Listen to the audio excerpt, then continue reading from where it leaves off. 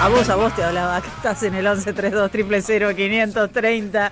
Vamos a hacer un repaso de oyentes antes de meternos en la economía, porque tenemos muchos temas para charlar con el próximo entrevistado. Y también, por supuesto, te esperamos aquí en el canal de streaming Somos Radio AM530. ¿Cómo va la cosa ahí? Uy, acá muy picantes con el tema de Palestina y de Biasi, la banco a Vanina Biasi, qué ovarios tiene la trosca, si lo dicen. Después también muchos comentarios sobre el rol de Romina Mangel. Maru Rodríguez dice que su comportamiento es una vergüenza para la comunidad. Y Víctor dice, Israel participó del encubrimiento de la embajada y la AMIA. Bueno, sin duda, Rubén Beraja, de hecho, estuvo condenado y procesado. Muy bien, gracias. Estoy con un problemita técnico acá con el WhatsApp, así que en un ratito, no sé por qué no me está cargando. Hay alguna dificultad tengo, así que enseguida vuelvo, así leo los mensajes de ustedes. Varios temas les decía para esta jornada. El riesgo país ayer superó los 1000 puntos. Superó los 1000 puntos, es una locura. Pero de todas maneras, el fondo, viste que no importa el riesgo país, te presta plata igual. Si sos su amigo. Obvio. El dólar blue en este momento está en 1000, vos que me preguntabas, sí. 1360, o sea, sigue subiendo. Sí, acordate que hace 2 semanas estaba en 1200, ¿no? Incluso un poco menos. Hace 2 semanas no me puedo acordar cuánto estaba. Sí, no me puedo acordar qué pasó hace 2 semanas. No me preguntes cuánto estaba hace 2 semanas, no, y hace 2 años tampoco, mucho menos, ¿no? Acá todo es una locura, todo el tiempo. No sé qué pasó la semana pasada y no sé qué va a pasar mañana. Acordate que hace un mes el gobierno decía que estábamos en un veranito. Ahora estamos en plena tormenta de nieve. Así es. El dólar MEP, 1.381 pesos. O sea, todo sube. El contado con liqui, 1.375 pesos. Esos son, en este momento, los precios de los dólares paralelos. Por otro lado, siguen cayendo acciones y bonos argentinos en medio de esta turbulencia que, por supuesto, impacta en todos los países, impacta fuertemente en los países con más fragilidad, como el nuestro en este caso. Las acciones argentinas en Wall Street estaban mayormente en rojo hoy en la apertura, arrastrada por la caída del precio del petróleo. Esto también nos impacta porque ustedes saben que uno de los indicadores positivos en nuestra economía es justamente lo que tiene que ver con la energía. Bueno, ahora hay un problema con la caída del precio del petróleo. Vamos a hablar de todo esto con Alejandro Banoli, que es economista, que es expresidente del Banco Central de la República Argentina y de la Comisión Nacional de Valores y exdirector ejecutivo de ANSES. ¿Cómo estás, Alejandro? Tanto tiempo. Gracias por recibirnos. ¿Qué tal? Buenos días, ¿cómo están? Buenos días, sí. Bueno, mirando tanta cosa de economía que tenemos en esta agenda, voy a arrancar por el Fondo Monetario Internacional y este comunicado que emitieron en el día de ayer. Todo da a entender como que es un trámite. El viernes se junta el directorio y sale. ¿Esto es así de sencillo, por decirlo de alguna manera? Bueno, es probable que así sea este viernes o sea la semana que viene, pero bueno, fue un acuerdo, digamos, muy donde hubo mucha resistencia por parte de distintos países a la forma del acuerdo. Habrá que ver finalmente cuáles son las condiciones, no solo las cuestiones económicas más macro, es decir, cuál va a ser la política cambiaria, si hay una devaluación o una flexibilización cambiaria, sino también las condicionalidades, ¿no? O sea, se habla y es totalmente esperable, conociendo al fondo y al gobierno argentino, de una reforma laboral o una reforma previsional, así que, creo que va a haber que ver en concreto, pero bueno, todo parece indicar que, por lo que trasciende, digamos, la receta que implique este acuerdo, llamémosle entre comillas, va a contramano de lo que necesita el país y sin mucho más en este contexto mundial.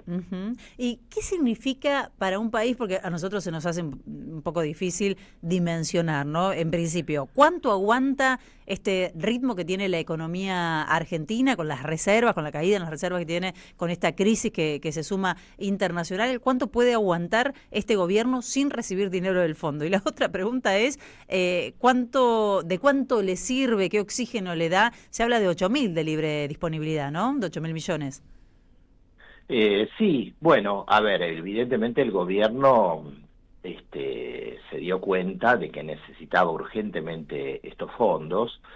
porque hay toda una política fuera del contexto internacional que es malo para todos, pero la Argentina está vulnerable. ¿Por qué? Porque está haciendo una apertura de su economía, un aumento de sus importaciones que va a contramano de lo que está haciendo todo el mundo, sí, que es proteccionista, ¿no? Europa, Estados Unidos, sí, China, el conjunto de los países. Entonces hay un drenaje de divisas que en estos meses impactó en la salida de reservas, en que el Banco Central tuviera que vender 1.600 millones de dólares solo este mes para frenar la corrida. Entonces esto es la razón.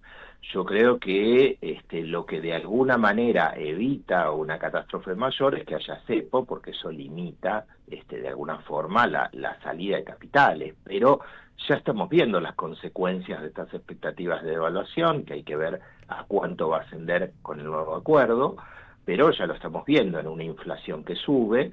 Recién se conoció el índice de inflación de la Ciudad de Buenos Aires, que dio un punto más de inflación, un salto alto, sí, en el mes de marzo. Así que, el problema, volviendo a los fondos, que pueden ser 8.000 millones, o supongamos que sea un poco más por la presión que haya ejercido el Tesoro de los Estados Unidos, sea 10, o sea 11 o 12, lo cierto es que esto es como si fuera un barril sin fondo, ¿no? Por más que uno lo llene, digamos, de dinero, si no elimina los canales de filtración, las importaciones que están creciendo mucho más que las exportaciones, el turismo, los viajes de los sectores que pueden darse el gusto de hacerlo o que efectúan compras en el exterior, sí, porque el tipo de cambio está atrasado. Entonces el gobierno quizás pueda detener una devaluación mayor hasta el mes de octubre, después de las elecciones, pero queda claro que este tipo de cambio y este sector externo no es sostenible en el mediano plazo, y solo se sostiene porque hay un cepo. Alejandro, ¿cómo estás? Jair Sibel te saluda.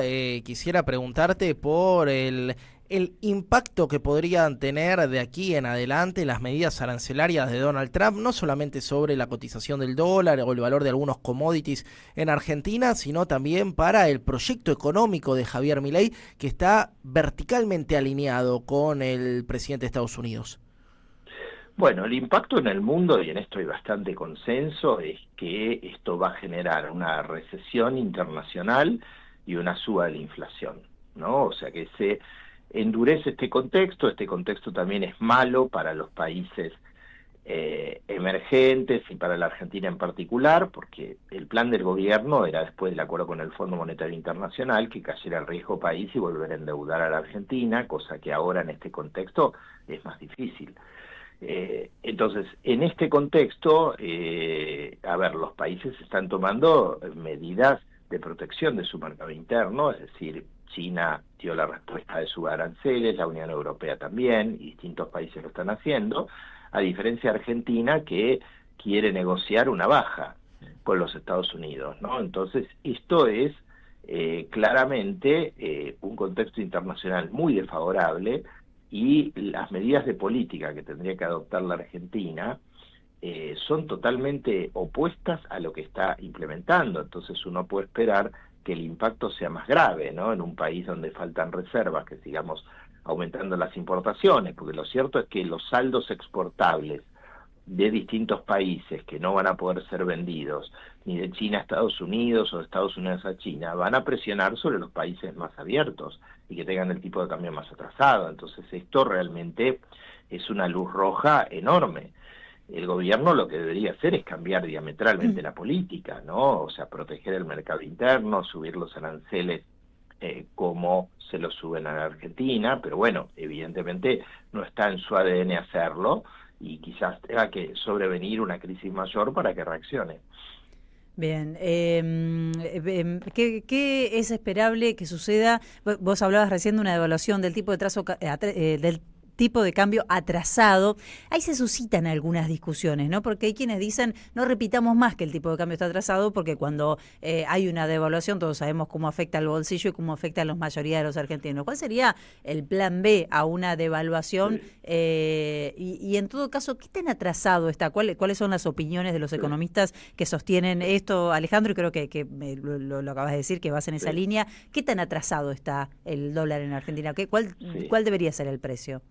Bueno, vos recordarás que cuando estaba el gobierno al frente de todos, al fin de los últimos meses, todos los sectores de la derecha, incluso Milei, hablaban de que el tipo de cambio estaba retrasado, que la devaluación era inevitable. Sí. Y bueno, ahora el tipo de cambio está más retrasado todavía que en noviembre de 2023. O sea, a pesar de la enorme devaluación que hizo en diciembre del año pasado, el alza de la inflación superó la devaluación y volvimos a tener el mismo problema.